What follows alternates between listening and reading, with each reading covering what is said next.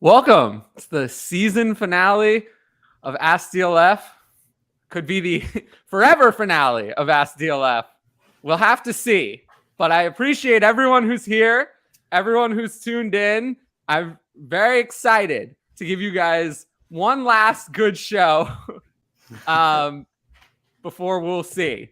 But I have a great selection of co-hosts and special guests. So yeah, how are you guys doing? Doing awesome. Doing great. Oh, come on. What is that? What is this? No. What is this? Look, man. It was a rough fantasy week. I don't know what to say. I'm not doing that great. I only made one fantasy football championship out of 20 leagues I'm in. I consider that, and Tyler, you probably would agree, a failure of a season. All right. So I don't know. It was a failure. I was a failure.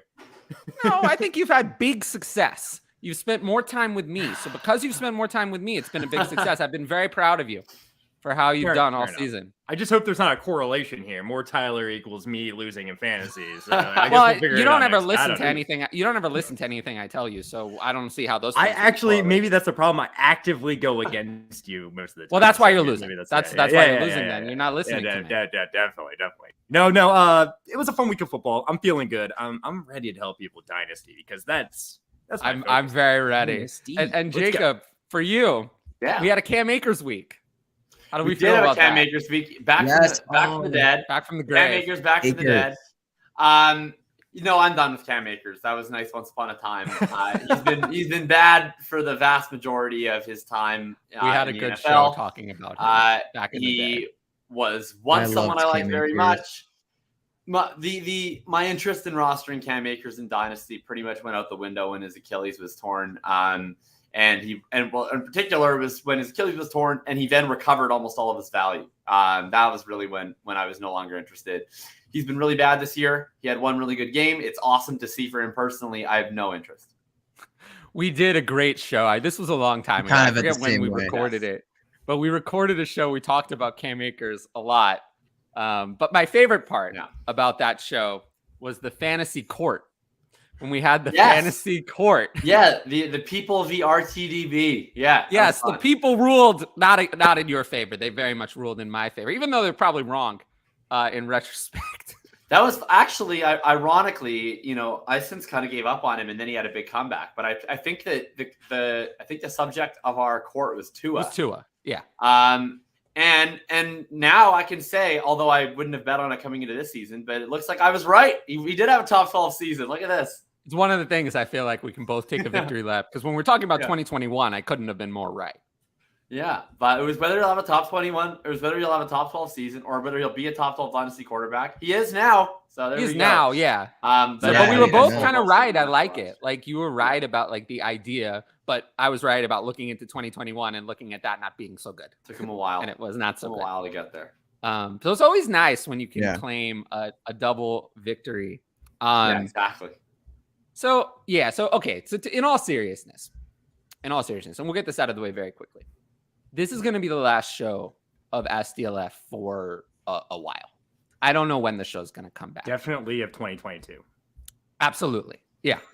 I don't know when the show is going to come back. I can tell you it's not going to be next week. It's not going to be the week after. It's going to be, a couple, 2-3 weeks at least, probably more like a month. I do think Ask DLF in this form, doing Ask DLF every week this way is probably over. I do not think we're going to continue having this kind of 2-hour just ask me anything show every week. I had an idea, or actually earlier today, I think it's a good idea. And, you guys in the audience, why don't I ask you? You're going to be the ones watching the show. So let's see what you think about this idea. I haven't told anyone about this. I told Addison, but he didn't respond yet. So I haven't told anyone about this idea. I was thinking, continue to do a show every week at the same time. We'll have to decide when the time is, but whatever. The same time every week. But we'll have 3 different types of shows. We'll have a mock draft. We'll have a content type show, which would be buys, sells, rookies, whatever, something like that. And then Ask DLF is the third type. So one out. So we'll kind of rotate those show formats because I do think that doing Ask DLF every week has gotten old and has gotten stale. And I think that we need to mix up the format of the show. So that's what I'm thinking. We'll still have the same live event at the same time, but we'll kind of have a little more variety in what we're doing. So you guys tell me what you think of that idea. I think it's a good idea. I think it's going to help keep things fresh. Everyone loves mock drafts. I mean, I saw, if you want, on this channel, Addison and Justin, I actually was in it. I was the 4th spot in that draft. They did a Dynasty startup mock. This is one of the things that gave me the idea. They did it earlier today. I thought it was great. And I don't see why. I did plenty of those on my channel throughout last offseason. And I think it would be a great thing, something that we could do. Yeah. So we'll have to see. We'll have to see. But I might have a couple other ideas, other things. But yeah, the days of Ask DLF being this show format every week are 100% over. That's not coming back. So we'll just have to see exactly what it looks like, but it's going to be some sort of variety format like what I just described, for sure. And we'll have to see mock drafts. Yeah, well, you might get to do more of them. So I love a good mock draft. Well, so do I, and I think that the people also. I noticed that over 100 people tuned into that show earlier. The people seem to like mock drafts. Make-believe drafts. Yeah, because then you get to draft and you don't have to deal with any consequences, right? You get to draft with no consequences. Everyone loves that. Well, I love it too. Viewing it as a viewer's perspective, that's what you're looking for. I mean, what better? I mean, you could look at rankings, right? And that's one thing. But when you actually are making picks, you're seeing this guy pick this guy over this guy. It's very exciting. And every mock draft's a little bit different. And you can kind of see how teams are formulated. So, I love mock drafts. So we'll look forward to that. Something to look forward to. All right. So the first question is from Nathan. Let's see. We need it. Okay, so this is a start set. So we need an RB2 between Zonovan Knight, Amir Abdullah, DJ Dallas. These are bad options. Joshua Kelly, Naeem Hines, or Jalen Warren. Well, I guess it has to be Zonovan Knight, right? I mean, one of these guys is the starting running back, and the other one is lucky if they get 5 touches. Yeah. Do you guys have rankings accurate for this week? Because I do. I have Zonovan Knight at RB30. Which is there's nothing in the entire universe of fantasy football I would want to do less than do weekly rankings. Tell me about that. Why not? Why don't you want to do them? Like, I just don't. I don't find it interesting. Like, I find that the work. I don't find that unscalable work is like super interesting, and I also think that in general, people think that there's too much certainty in fantasy already, right? And so the idea of like putting things in a weekly ranking, a million things are going to go wrong anyways. I feel like, to me, I'm more interested in making people feel comfortable with the uncertainty of fantasy. And I feel like for me to do rankings, I wouldn't find it particularly enjoyable. I don't know that it would be helpful to my people. I don't think I'd be particularly good at it. I guess it's this ultra micro stuff that I'm just not as interested in. Funny. So to me, it's like, I don't know. I'll find anybody who does projections, that are reasonable, and I'll just start whoever's highest. It's something I put in like no thought into. Yeah, I actually kind of agree with you. There, Jacob. I did try it like last year, and it just like, it was like a lot of work for almost no reason. Like, it just didn't really make tons of sense to do it. So I kind of agree there. I feel like, sorry, Tyler, but I kind of agree with you. Well, no, I mean, I'll take the money people pay me for them. I mean, of course. Yeah. People want it. People love like, weekly rankings, and they love start sits. If nobody wanted them, people love more. If nobody wanted them, I will say I do enjoy it. I actually I will say I enjoy doing start sit rankings more than anything else. It's the thing I enjoy doing the most of everything in fantasy football. That's actually the thing I have the biggest passion for. If you notice, when do I show up on Twitter? When? It's Sunday morning, maybe on Thursday before the Thursday night game. That's it. The rest of the week, I'm hard to find on Twitter nowadays. I mean, I'm not really there.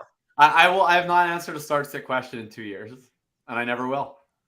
I get 3,000 a week, bro. That's different. Actually, that's about. Oh, I get them. And the funny thing is, I actually say I will never answer your start sit questions, and I still probably get about 300 questions a week. And I actively say I wish I could answer them all. I wish I could answer them all, but I can't. People certainly want them answered. Yeah, I get. They do. Last week last week was so fun. I did a start sit thread, and instead of answering with text boxes, I said I'll make a video for you. I made like a 40 second to a minute long video for every question. Do you know how long I would be spending doing videos if I did that? I probably did 25, 30 videos, and it took me like an hour. I had 620 questions on Sunday. Yeah, that would be impossible for you. That'd be too many. I think I don't get as many questions. 200 of them. Like, yeah, I don't get as many questions as you do. Yeah. I mean, you have like 5 times the following I do. This week was, I think I actually did have a pretty good week of rankings. Week 15 was like a legendary week. You know it's legendary when you go through the fantasy playoffs. You have your start sit rankings, and you after the week, all you get is people thanking you with 0 complaints. 0 complaints. I had week 15, 0 complaints. Everything was just, you did a great job. So that's how I know week 15 was like a legendary week. Like it's like week 16 last year was another legendary week for me. Week 16 this year, not so legendary. Well, honestly, week 16, I had a math teacher that once told me happiness is a function of expectation. And that was like this week. Like I was depressed after the Sunday games. Like I would say that I went in the first slate, like the first like noon to 3 p.m. or whatever, I would say went mostly well on Saturday. After that, like the Saturday afternoon, Saturday night, all the games Sunday were just nonstop like L catching. And then luckily Monday night, I was facing a lot of Chargers, which meant that I went really well. Oh, that did well, outside of Keenan and some PPR leagues and Eckler, I mean, like Herbert, Mike Williams, Everett all failed, and that helped a lot. So, I had probably the craziest win I've ever had. Actually, I had one league where it's a super flex dynasty, and it's probably one of my best teams. But I have Hurts and Lamar Jackson. So obviously I was in a tough spot this week. I was starting Goff and Trace McSorley instead. That's not so good.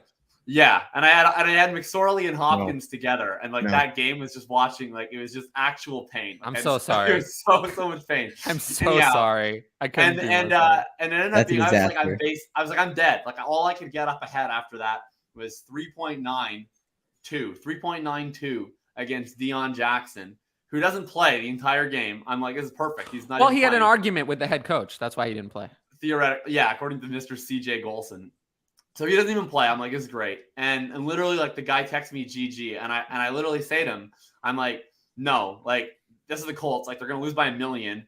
I have no idea what running back's going to play when they're down 3 touchdowns and they're trying to come back. And sure enough, it's freaking Deion. He shows up out of nowhere, catches 2 passes. And the second one, I'm literally like, that's going to be close. Like, I'm like hitting refresh to figure out how many yards he got. And I end up winning by 0.02. So if you had gotten 1 more yard on that dump off, I would have lost. And I ended up just hanging on.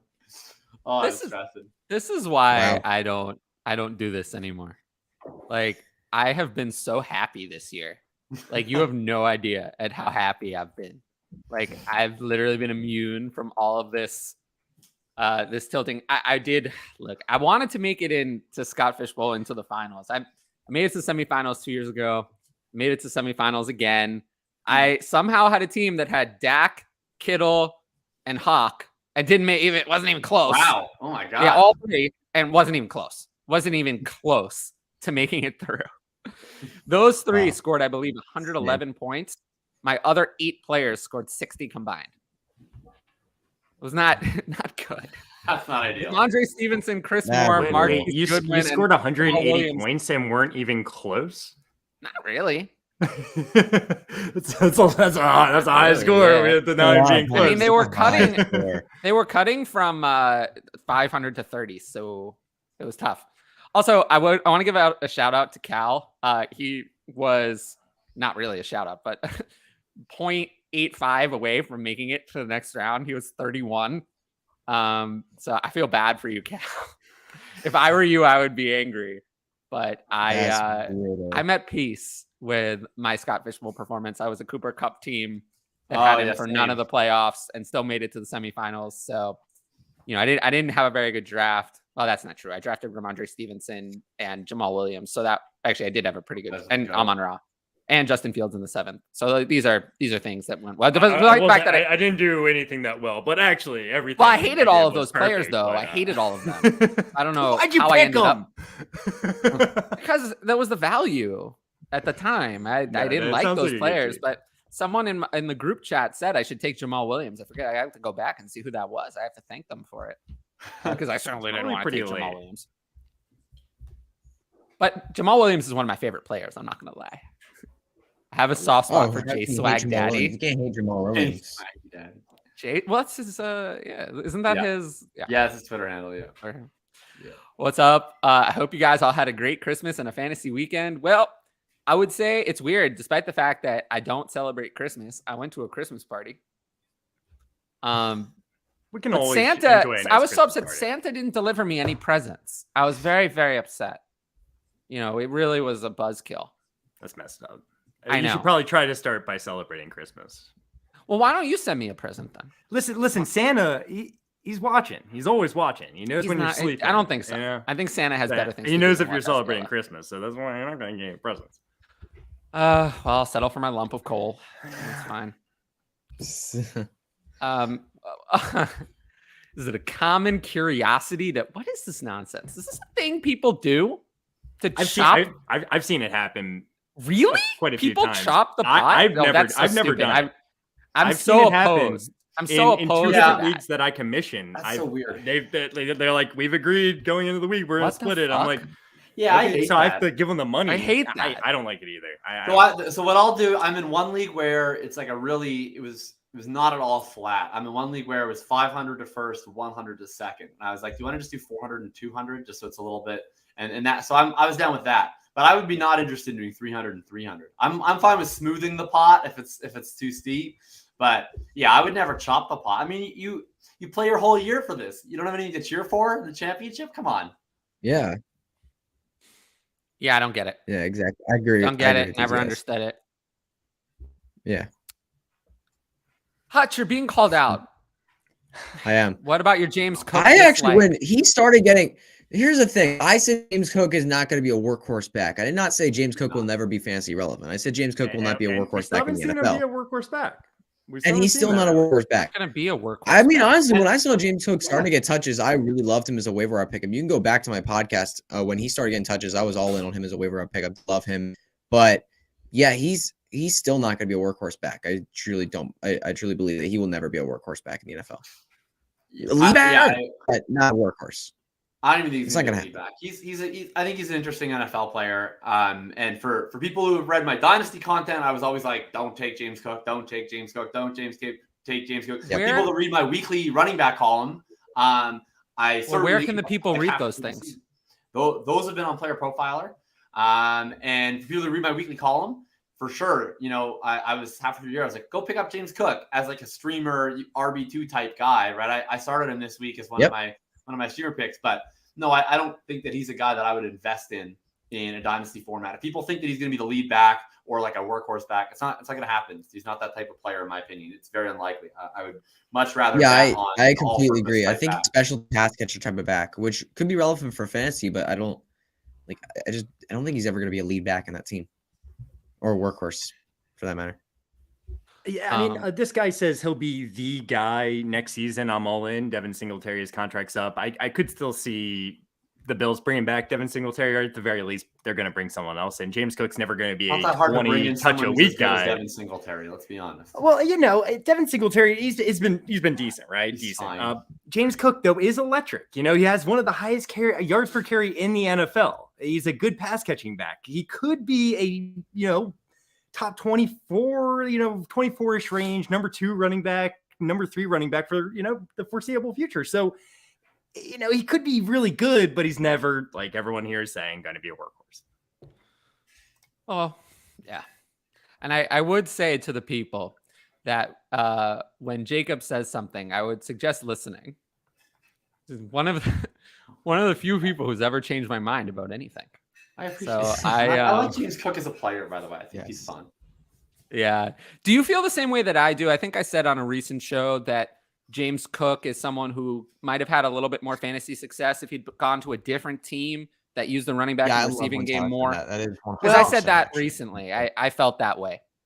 I mean, I think it's possibly, but I also we can't know. That's a hypothetical. In some ways, I think that the Buffalo is good for him because I think that I guess to me it depends on what you're looking for. Like if you're looking for mid-range RB2 value, then sure, probably a little bit more receiving work elsewhere might be better. I'm always trying to look, if I'm looking at a rookie player, like I really want to be aiming higher, right? Even if it's a lower probability bet. And I guess for me, like the Bills are one of the few teams, just how they use running backs, where he could actually be not a workhorse, but like the closest thing to it. You know what I mean? Like the Bills don't really use their running backs. Like Josh Allen is their goal line back, essentially.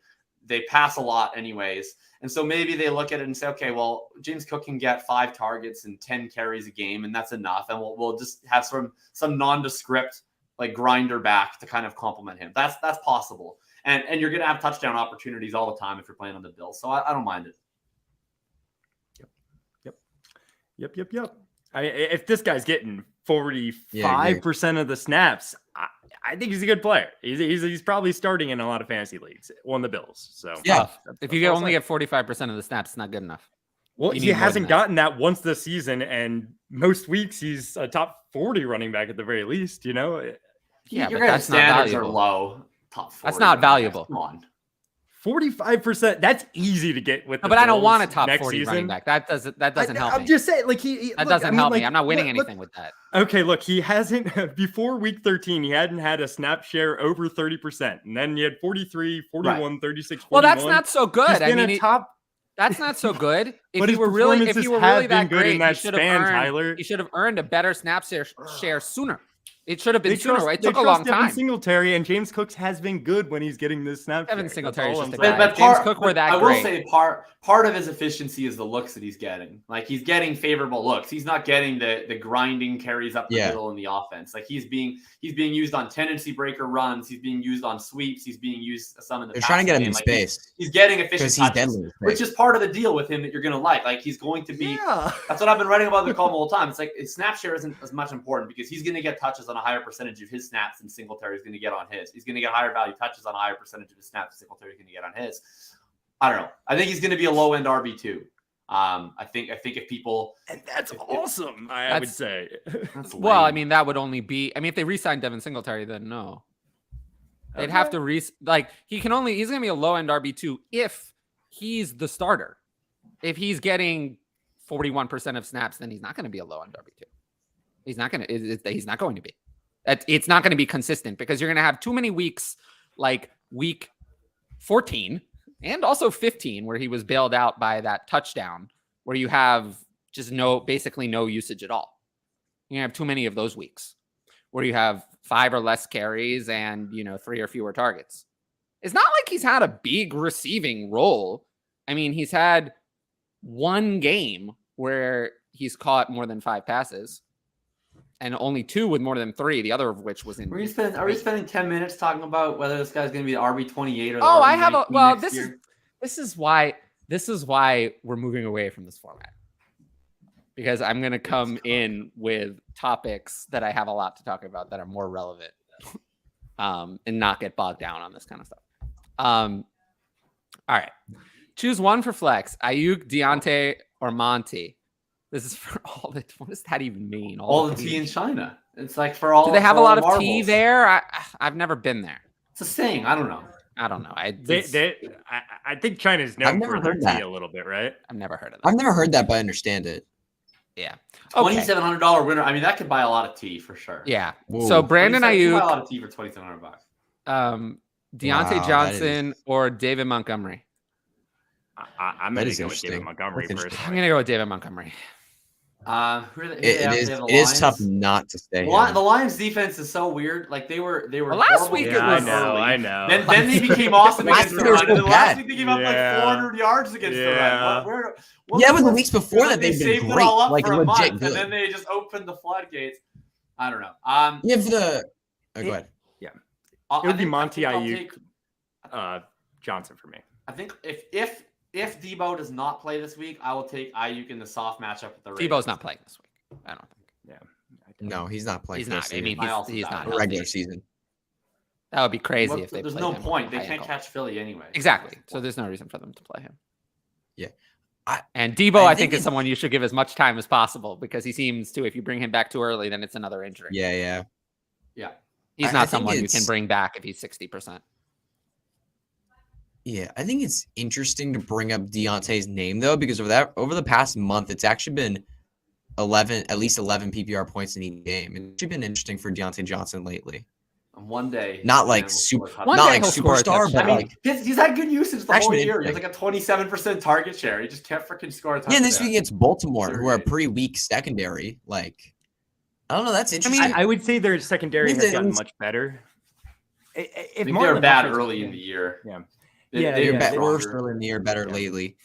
But I mean, he's 17 against Detroit. Like, the thing is, Detroit, the 4 weeks before they played Carolina, let all hell loose with their backfield. They were letting up 9.3 PPR backfield points per game over that last month before they played Carolina. Like 9.3 points per game to the entire running back position of NFL team. Like, we're crushing NFL running backs. Like it were dominating. And now we just see this past game where they just destroyed. Now what do we do this week? Does Monty get destroyed or does he go off? It's interesting.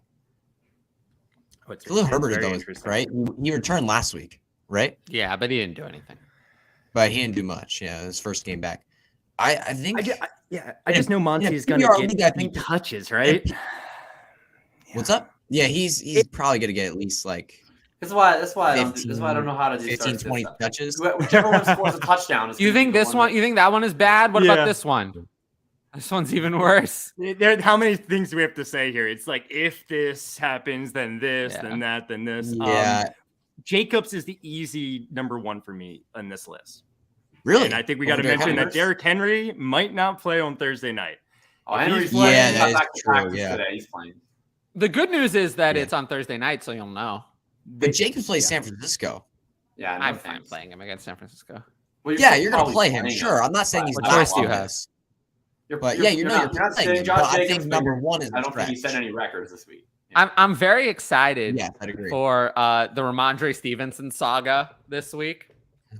I never really understood that. Apparently, I was supposed to bench him last week. I don't get it.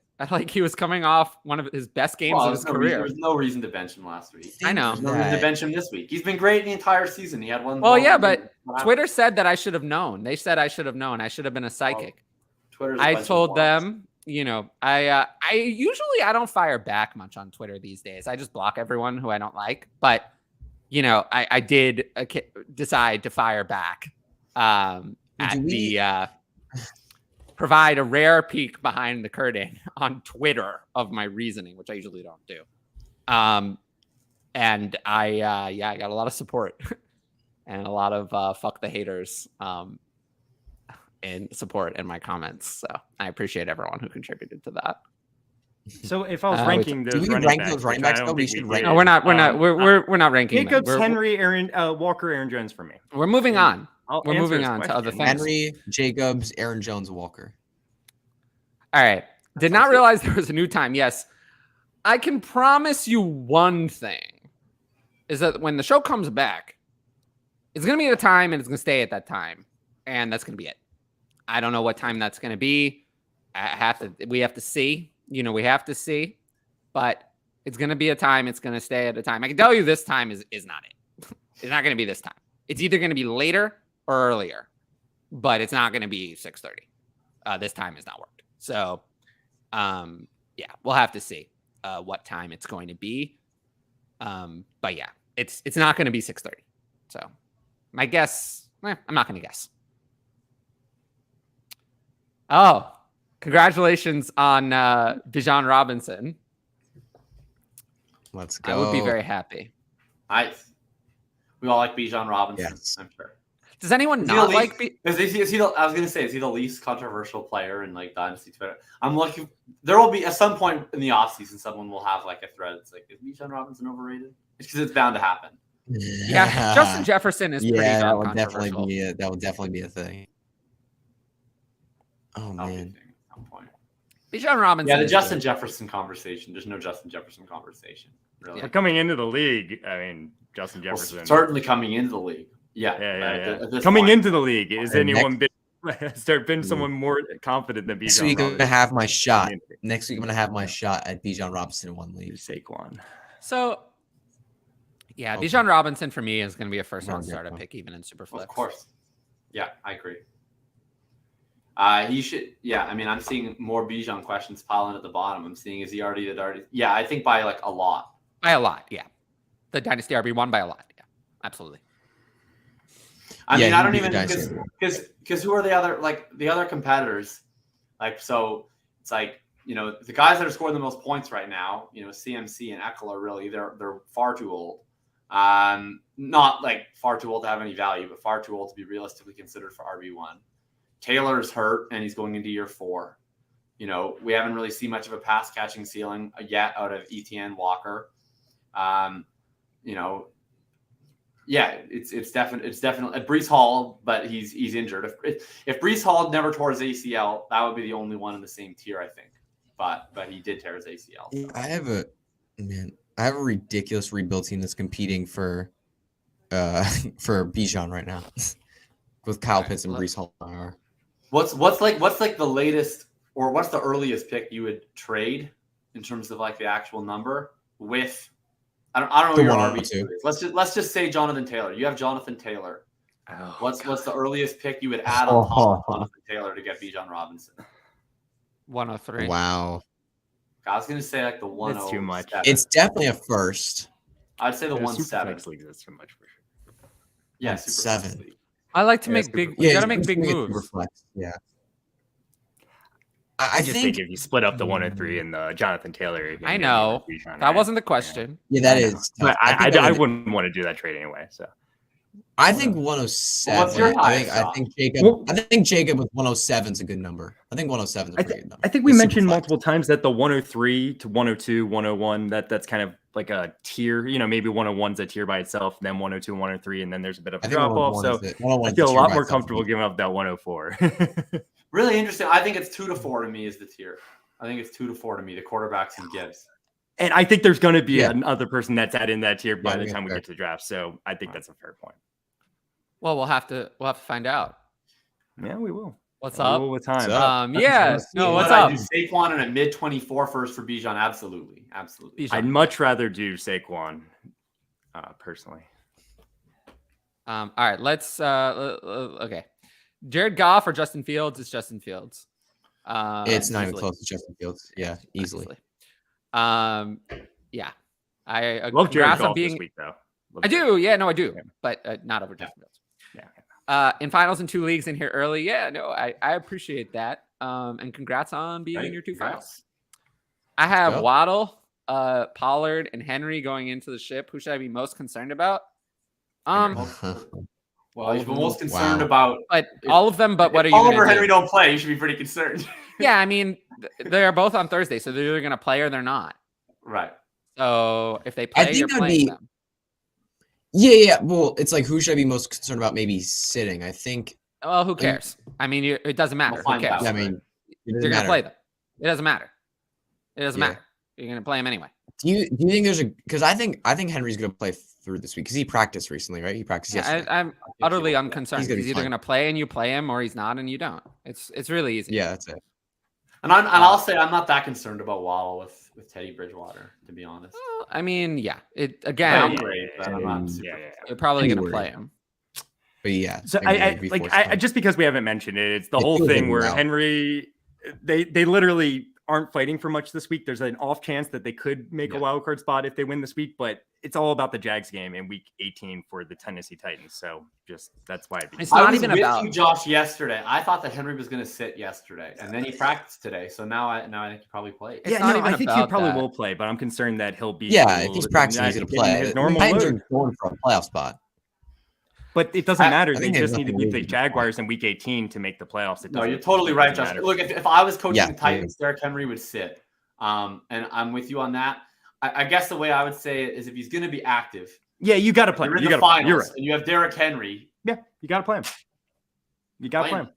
I have Derrick Henry in one league that I'm in the finals with, and I'll be letting the big dog. Well, yeah, that's why I didn't. That's why I had nothing to say about it. because there is nothing. But we just haven't even mentioned that the Titans aren't even playing first next week, and we've been talking about. Oh, sure. I guess I very much fast forward for things. Well, yeah, you guys weren't on this show in the old days when it was 4 hours and there were like 5 times the questions.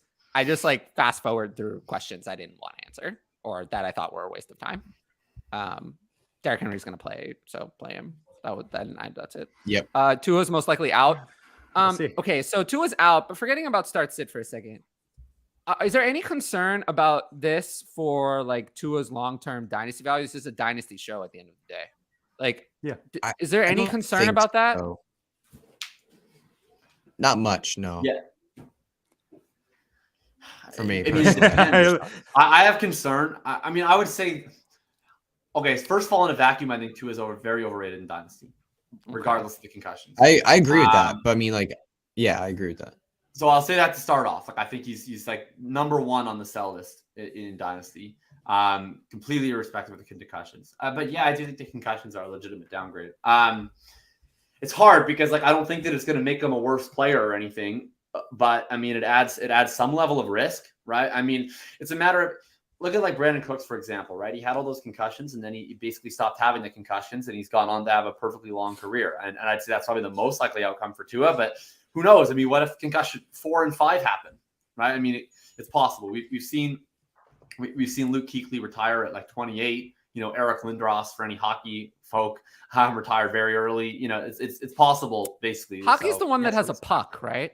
Hockey's the one with the puck. Yeah. No ball in hockey. The puck sport. Okay. Yeah. I think that's accurate. I think so. I wasn't sure. I wasn't sure if they had a puck or a ball in that one.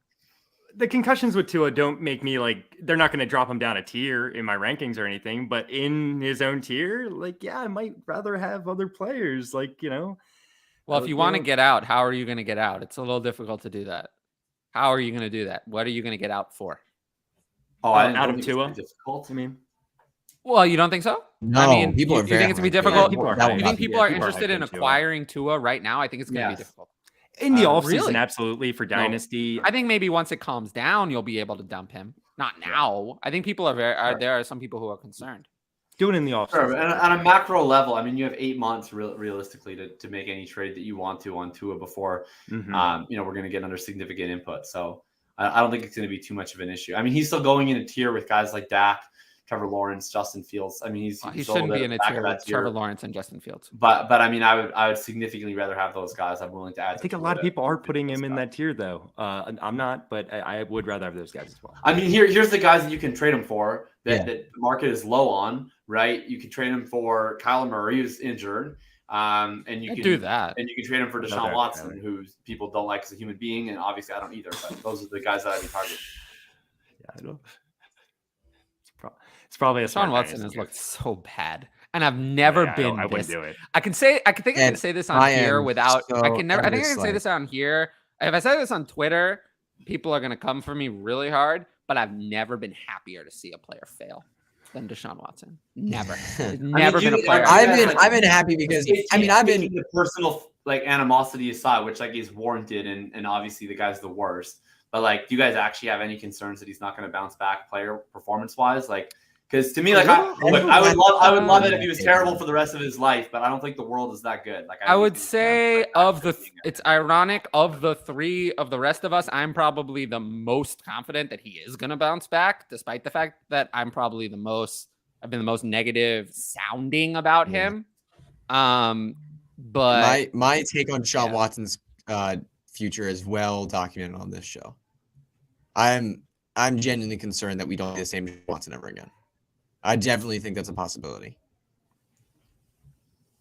I'm more concerned about Watson than Kyler coming back from the injury. Kyler, I have more confidence.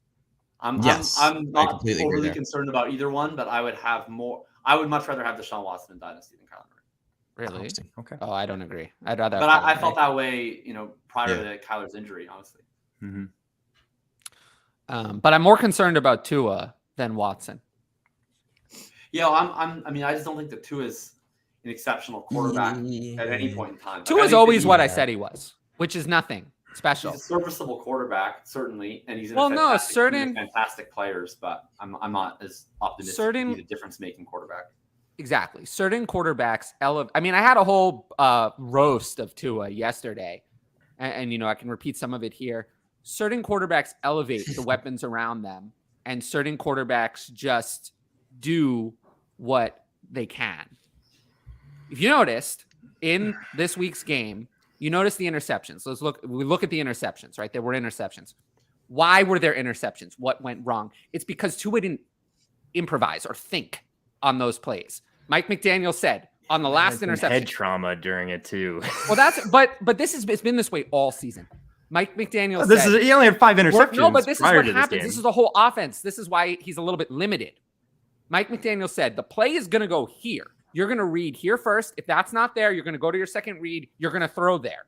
He read the first read, wasn't there. He went to the second read. He threw. There was nobody there, but he didn't really think about it. And this has happened many times where deep open receivers are missed or they're seen too late because he's just doing what Mike McDaniel, whatever the play was. And you can see that succeeds. The Jalen Waddle touchdown, very well designed play. He threw it. It was not exactly a hard throw to make, but he made it. Zach Wilson wouldn't have made that throw.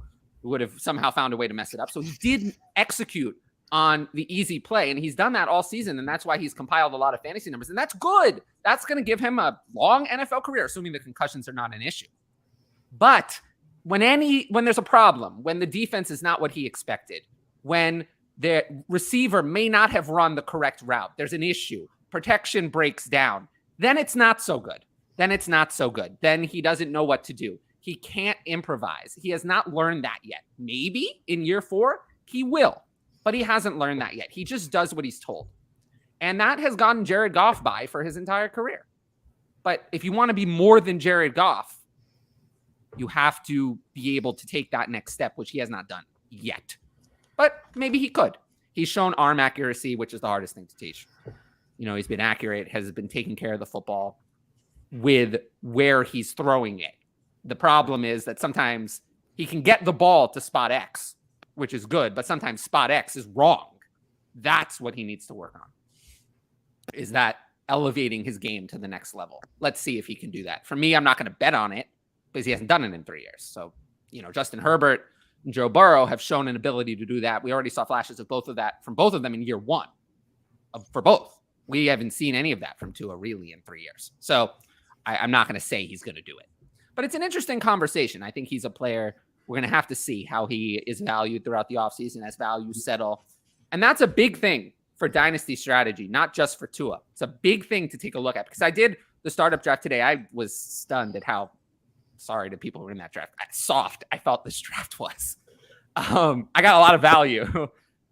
I think it's because I've already started moving my rankings over to an off-season model away from in-season.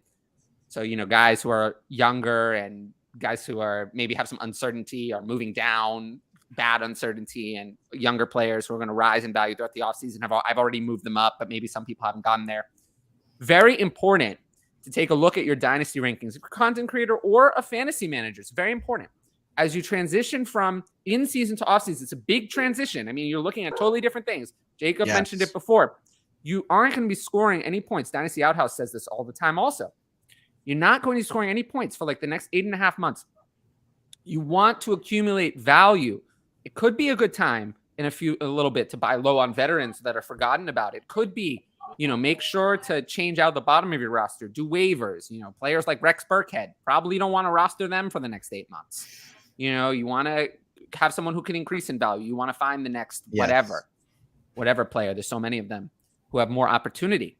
So just make sure that you're taking every opportunity to not only educate yourself about your rankings, and I would suggest making your own, but also to make those moves because you always want to gain every advantage possible over your league mates. Because the worst thing is to kick yourself later when you didn't add the player. And this has happened to me enough times in my life. You want Aaron to Waller. You want to look for players who could. Yeah, you want to look for players who can benefit this offseason, like get better through the offseason. If you know this team, maybe if there's a quarterback and their team is looking to probably add wide receivers this offseason, maybe look that way. If you know you got like a wide receiver who looking like he could get some competition coming his way, maybe sell him, move him away. Like players who are looking like they might have a lot of opportunity in the offseason, either increase or decrease in value, do trades accordingly. Like that. Those, like I'd rather hang on to like Greg Dortch over, let's say, like Mac Hollins. Like Mac Hollins is already 29. Yeah. I don't want Mac Hollins.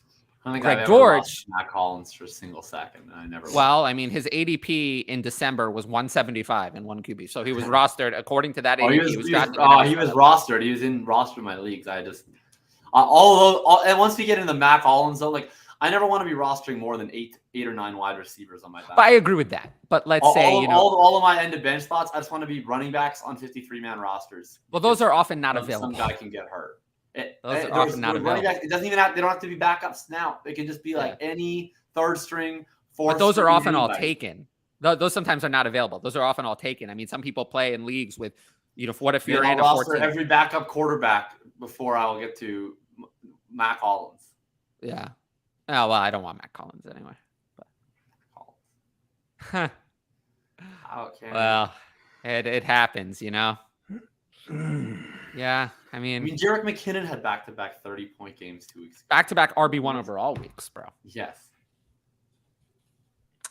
Yeah, it's encouraging for game makers that he's a top 30 dynasty running back for me. Oh man, top 30 is not saying much. That probably says a lot about I can't imagine he'd be in my top 30, but I also I wouldn't. It would take a lot to get to 30. So. It might. I have him at 30. That might be tougher than that might say less than I'm thinking right now when you say it. At 30, 30 right, and then the rookies are going to come in. A lot of them are going to probably be in that mix. So yeah, it is what it is. Oh, I love Ed. We're not worried about Pollard. I'm worried that Pollard won't play, but if he doesn't play, then you don't start him. Then it's very easy. Yeah. That's crazy. Plays you start him. Yeah. Not worried about Waddle. All right. I have this is funny. I have Wilson, Ridley, and Andrews as my only starters, but I have 10 23 firsts. Okay. Can you compete? I mean, yes. Probably. I don't know. Let's just add the. Why don't You're you not just expecting to compete, bro? Wait until the draft. No. You absolutely should be competing next year. I mean, wait until the draft. Let's see what happens. We'll have to see. Hold on to the picks. That's rough, man. Oh, I'd be pretty happy if this is how, in my opinion, this is how you should be. If you're not trying to compete in the given year, there is no need to hold players on your team. Like, you should just be holding rookies, ideally storing in positions of scarcity, so quarterback and tight end. Otherwise, rookies that are going to accrue in value, and then picks. You don't have to make all the picks. You can trade the picks. You can do whatever with the picks. You get to make a whole new team next year. You can do whatever you want with those picks. You can pick rookies in 2023. You can trade up. You can trade down. You can trade into 2024. You can trade them for veterans. You can do anything in the world that you want. Those picks do not go down in value over the course of this season. So to me, he's doing it right. And there's no reason why you can't compete in 2023. Picks can't get hurt. It's just a matter of what you want to do with the picks and what your timeline is. So what I would say is just don't look at these moves one at a time. Like, chart out a plan for your off season. What do you need to be able to compete, right? And then how many picks are each of those going to cost? And are you going to have enough left over? That's all I would say. Because if you're not able to formulate a cohesive competing roster, there's no point in half-assing it where you're just trading some picks away. But I think that absolutely, you can do stuff. In terms of the 101, you should not be adding anything to get a quarterback. People should be coming. Maybe people come to you. It's not a super flex league, I don't think either. Which didn't say it was. He goes out to point out it's tight end premium. There's no quarterback worth the 101, right? Yeah. So no. In super flex, certainly. In super flex, absolutely not. Yeah.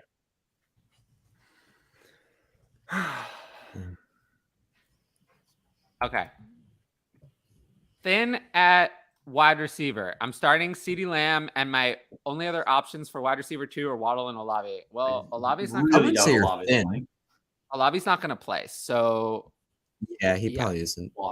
Even if he does, I'm still. And even if he Waddle. does, it's Waddle over Olave. Yeah, Waddle. Yeah. Toronto Dave says football celebration. Yes. Dalvin Cook and Devontae Adams killed me in Dynasty. Should have traded them both last year. Well, if you Devontae had Adams watched, averaged like 20 points per should game have. this year. You This is like 100% purely should have. recency bias. This is like Yeah, you had a bad game and you're saying well. in the playoffs. Yeah, Dalvin Cook sucked this year, but Devontae Adams was awesome this year. Yeah. if you Devontae was had great, listened, but I mean, if you would listen to Gonna me, be you wouldn't trouble. have any of these players. Not that it's a victory lap one way or another, but you wouldn't have these players if you were building teams my way. There's no way you would have them. I would not react to Devontae Adams having a bad semifinal. He had a tremendous I mean, I would have traded Devontae Adams away anyway. I mean, I think for what he was worth, you're better off with the return you got than taking this year and taking what you have left. What if you had traded him before the season started? I would have been happy with what I could have gotten for him. Oh, I completely disagree. I think he was really underrated in Dynasty this year. He was going like round 4 of startups. I don't know about that. I have a shitload of Devontae, and I would never have drafted. And all of it was. Like or I was trading a late 23 first. I told people to trade him away for a lot more. I helped people. He was not fetching that in my leagues for sure. Any league I was in, you were able to get. You also have to remember that. You have to remember, like, it's probably a different experience for what I'm going through, right? Like these leagues, these Patreon leagues are mostly they're playing in a home league and they're asking me for advice. So they're rolling over like the competition. Like I think these experiences are more closer to your average Dynasty league where horrific, like how many times was, I can get 223 firsts for Devontae Adams. I was like, yes, let's do that one. I would not have a single, that one sounds great. Let's go for that. Devontae, let's do. I would not no, but this was happening. And also I had recommended trading him a lot before he was traded when he was worth even more. When he's still on Green Bay, he was worth more. When he was on Green Bay, I rostered very little of him. I wound up. I recommended, and I said trade him at that point because I was scared that Rodgers was not going to come back. I thought there was a lot of uncertainty. I thought it was a good opportunity to capitalize on the value. A lot of people got a lot of value if they had taken my advice back then. So there was a lot of opportunity to get, great things. I mean, there are plenty of people who got 102 or 103 plus for Devontae Adams, and that's certainly paid off. So, yeah. Start Waddle, yeah. Good afternoon. Oh, yeah, it's the afternoon on the West Coast. Hey, yeah. Okay. So early. Okay. There's a question. Lamar and 10. Oh, Ryan. Hi, Ryan. Lamar and 104 or Fields and 106? I think I know the answer. I know my answer. I'm taking Lamar. I'm taking Lamar with 104. Yeah. Yeah. I still have Lamar ranked over. So do I. But it feels wrong. Does not feel wrong. Yeah, it does. It does, but it feels wrong. Man. Does not feel wrong to me. No. I feel quite comfortable with that. Yeah. So it seems like we're all taking Lamar plus the higher draft pick. Hutch might not. Hutch is struggling here. Yeah, Hutch is struggling here. What's up? No. I'd take Lamar. It's just like I was debating whether it feels gross to have Lamar over Fields. That's what I was debating in my mind. I think it feels a little bit gross because Fields has just been he's been dominating, and he's done it with nothing at wide receiver. Nothing. In fairness, Lamar also has nothing at wide receiver. Lamar doesn't have much either. I mean, in his MVP season, his best wide receiver was Willie Snead, Lamar Jackson. So I'm just saying. At least he had Mark Andrews. I mean, Justin Fields doesn't have Mark Andrews. Willie Snead is better than anyone he has right now. Yeah, maybe. No, certainly. What do you mean maybe? Willie Snead was not good, guys. He was a slot wide receiver. Okay, but currently his best receiver right now is DeMarcus Robinson. And I think it's DeSean Jackson. Robinson's comparable to Willie Snead. DeSean Jackson. I'm just saying. Okay, I mean, DeSean Jackson still has speed. We're talking about Willie Snead. Willie Snead at least has. I think he has a 1,000-yard season in his career. He does. Probably. I think he did have one. Apparently, Toronto Dave says that you guys are elite. Wow, that's lovely. I think not you're me. part of the crew. Well, I mean, thank you. I don't know. I don't know if I would call myself elite. Do I have that much? Oh, yeah, no, of course I do. I would totally call myself elite. I'm sorry, guys. I hope he plays, but I doubt it. Yeah. We need girls.xyz. Girls.xyz. Mr. Scampers knows what's up. He knows what the people want.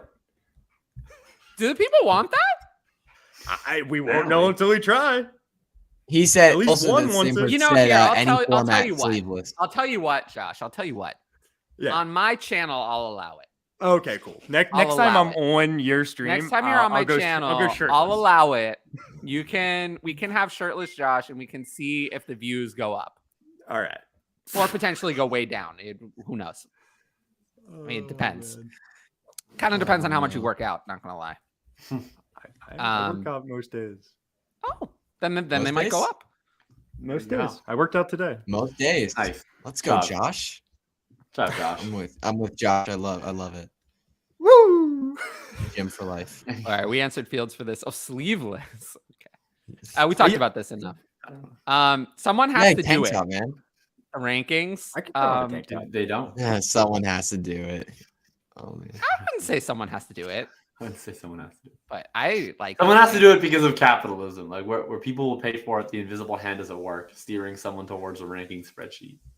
It's just the easiest to look at when you're making decisions for your fantasy team. It's just like a normal person, I think. You know, it's just like, okay, this guy's ranked above this guy, I'll go with this guy. So yeah, I mean, there's. Hold on. Ask DLF co-hosts. Am I allowed to ask you guys a question? Yes. I'm seeing a trade here. I don't know. So I'm seeing a trade in a super flex league. Daniel in a super flex league is a PPR. Daniel Jones and Garrett Wilson, or Tua and Amari Cooper. What was it? Tua and Amari Cooper? Daniel Jones and Garrett Wilson. Okay. Yeah. Or Tua and Amari Cooper. Daniel Dynasty league, of course. It's a dynasty super flex. Oh, I'll take the Tua because I want Jones and Wilson. I'm scared. I'll take the Tua side just for the store of value, just because then you can do whatever. Like, I mean, ultimately, I just think getting the 2 elite quarterbacks in Superflex is really more important than anything you're going to be able to do at wide receiver. Yeah, being able to use Tua as a launching pad into any other option at quarterback, I think will be easier than wide receiver. But it depends on your league. You got to know your league mate. I'm so excited to see Garrett Wilson with Mike White. I'm very happy. This is where we are at. That we're excited. I love Garrett Wilson, man.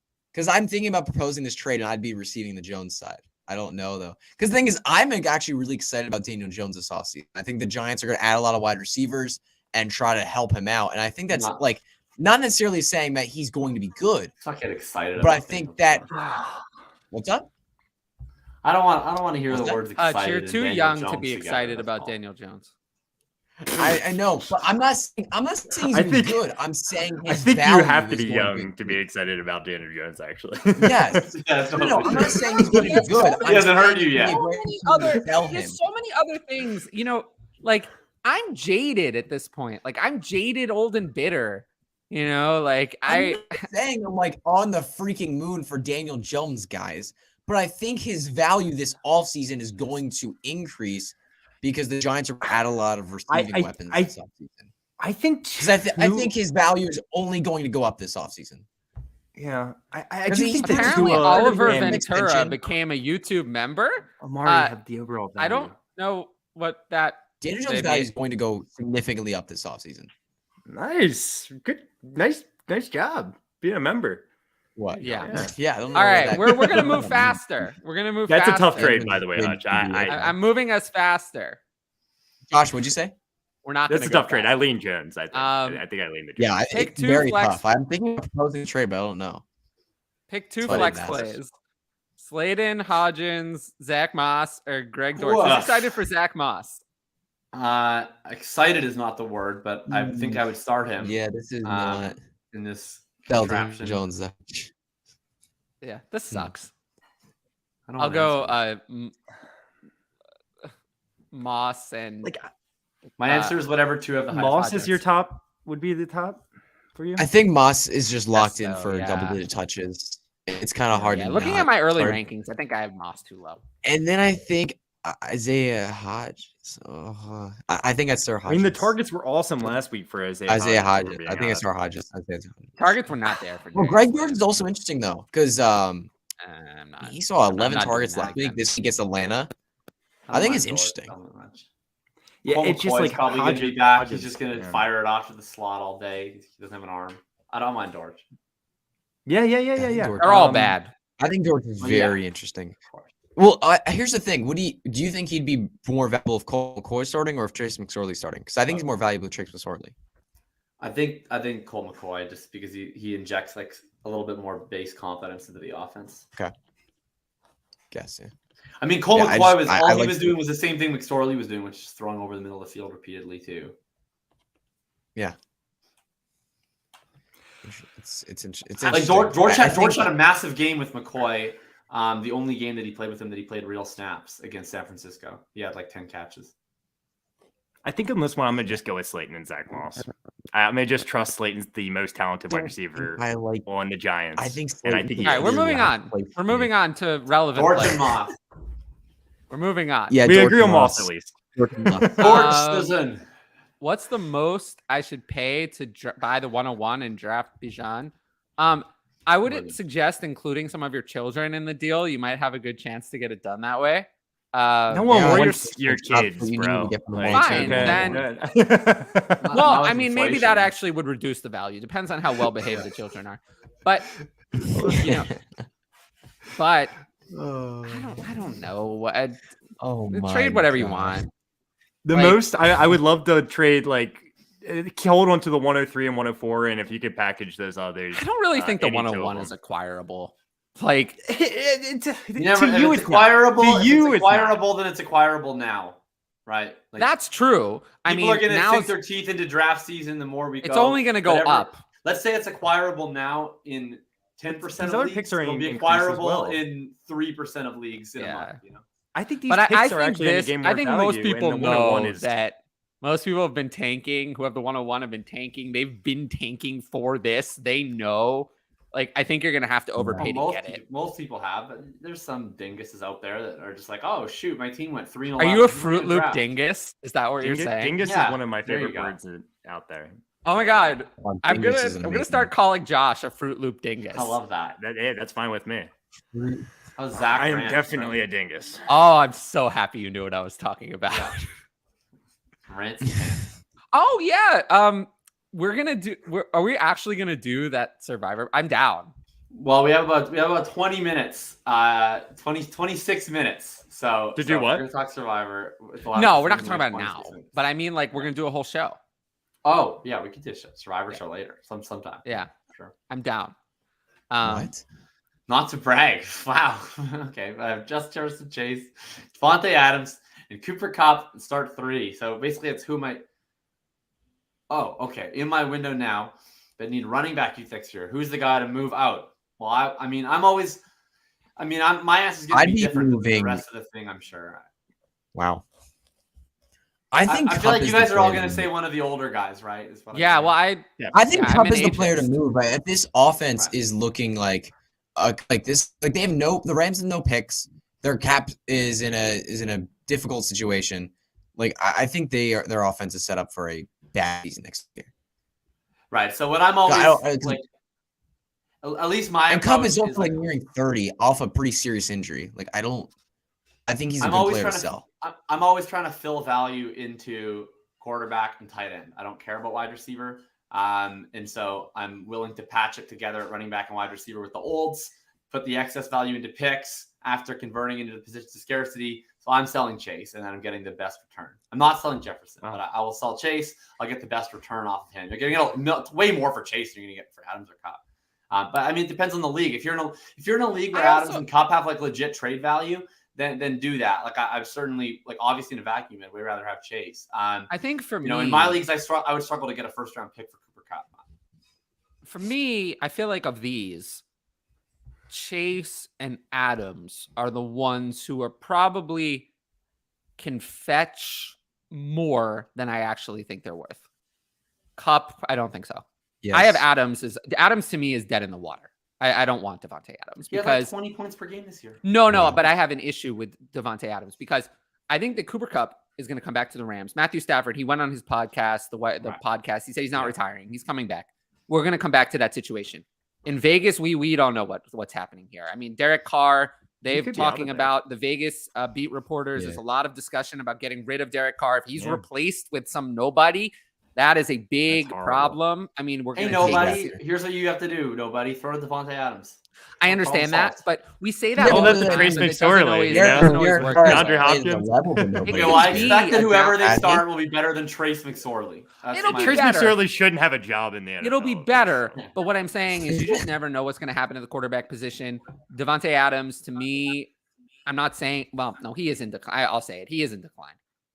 More obviously to me than Cooper Kupp. Cooper Kupp, until he was injured, actually was really not in decline. He was a top 3 wide receiver. Very similar. The pace was just a little bit off of what it was last year. It's barely in decline. Devontae Adams, to me, looks like there's been a 2 or 3 steps back. And I think that it's going to only continue. There's turmoil there. So Devontae Adams, for me, is just off my dynasty board. I have no interest. So he's someone I'm fine selling low on Devontae Adams. Cooper Kupp, I can't do it. Because Cooper Kupp, I still think if he has league-winning upside. Devontae Adams, no for me. I don't see that for Devontae Adams. So usually once an old player no longer has league-winning upside, they're just off my board. League-winning upside. He is the wide receiver 4 this year. Yeah, but I think that that's over. I think that's over. I think that the last 3 weeks, I think that the quarterback change, everything being a disaster, I think you saw it. And now you still have some people think that beginning and what it was is going to come back. And I really don't think it is. I mean, I really think that I know, but I have been saying to sell Devontae Adams the whole time. And also I think the quarterback situation is going to be way worse. I really do think Derek Carr's out the door. I could not care less who his quarterback is. The guy was like I totally care. Wide receiver with Brett Hundley. Oh, I very much care. I very much care. As he ages, I think it's going to, would require a better quarterback to continue having similar numbers. So I very much care. If a player is old and they put up elite production in Dynasty, I will always be massively overweight. So I will be buying Adams and Kupp always, and I will be selling the high-priced wide receivers. I'm interested in Kupp, but not Adams. Adams is just off my board completely. I usually find that approach benefits me. It's rare I ever feel like I get burned by that. It's rare that I ever feel like I've made a mistake. And the most you're going to get burned is, not a year or two. There's really only ever been one player in my time of Dynasty where I feel like I've been saying this, and I feel like I've been burned badly, and that's Travis Kelce. Oh, and no, Kelce. Travis Kelce. Kelce's. No, Henry I had ranked higher because running backs are scarce, even when he was aging. Until he got injured. And then actually, since he got injured, I actually feel like it hasn't been the same. It hasn't been the league-winning upside. If you sold Henry this offseason, I don't think you're kicking yourself. He didn't win you the league by himself. The return you could have gotten for Henry was okay. Was something compared to his production this year has been fine. I wouldn't have kicked myself for it. But Travis Kelce is the one where I'm like, if you sold at any point where I told you to sell, you're kicking yourself for the return. It wasn't worth it. I'm gonna buy a Kelce jersey. But really, Travis Kelce is the only player where I'm like really kicking myself because most of the famous players that I'm like, get out. The big one is actually Aaron Rodgers, and couldn't have been more right about that one. I begged people to get out. That's the one I was the loudest on this offseason. I begged people to get out from Aaron Rodgers, and it really paid off if you did. But anyway. Oh, this is a lot. Yeah, no, let's try to keep the questions simpler. It's another reason why I'm moving away from this format. It's like there's too many questions and too many long ones. The simpler, the better. Trades are the best, by the way. Trade questions are the best, and rankings. Okay. Yes. Who should I play in my final flex spot? I'll just answer it with it's Devin Singletary, and yeah, even with the premium, I just put Devin Singletary. It's only half PPR. Yeah, Devin Singletary. Definitely 17. Devin Singletary. Yeah. The volume's there. I need an assistant. Probably. Yes, I do. Are you volunteering to work for free? He commented. This person commented that when you were talking about how many questions you got on your Twitter polls. I'd love to have an assistant. You got Team Tyler. Well, I do, but the people still want answers from me. It's true. It's a fun idea, actually. This is not gonna happen. I can tell you. No, it's definitely not gonna happen, but it's fun. You know what? Do it, John.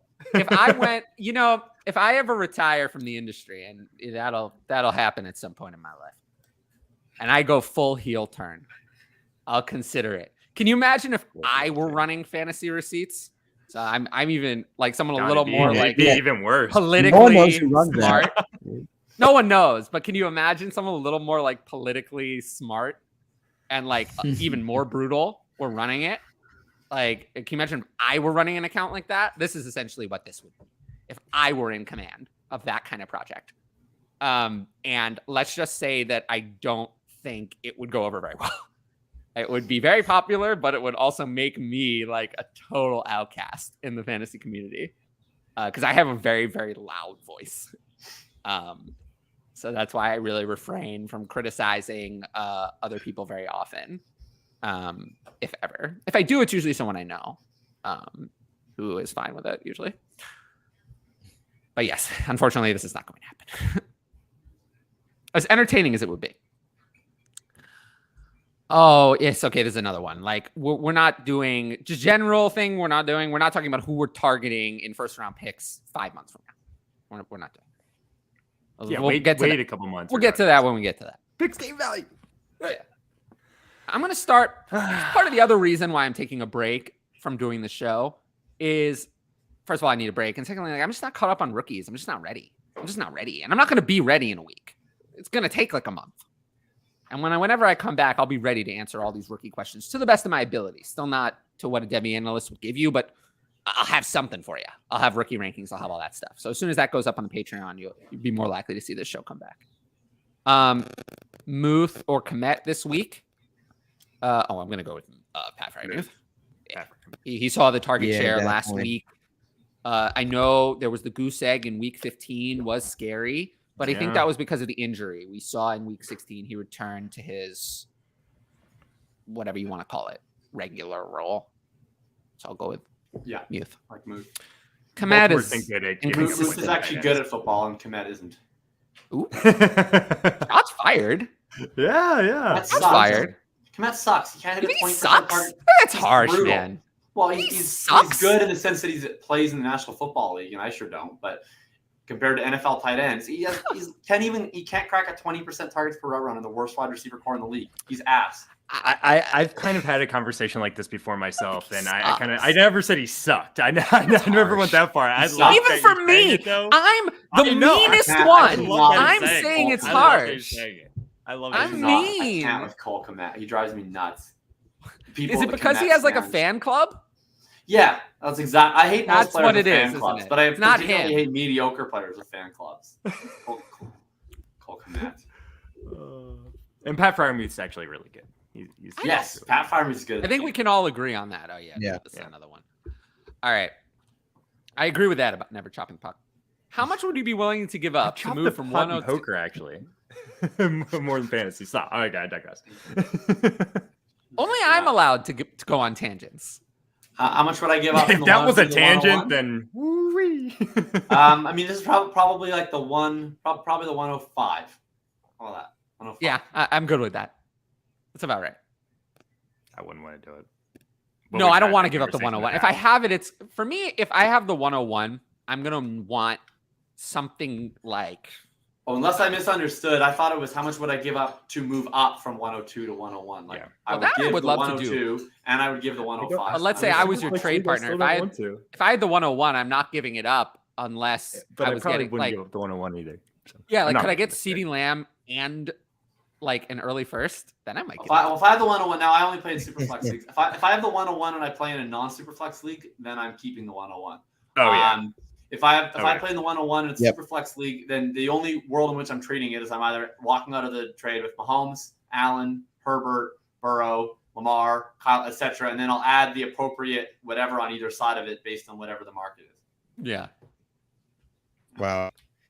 Winner take all. This is a boomer take from Louis. Louis. I can't do that. I cannot. I can't do that. You know what? I don't love second place.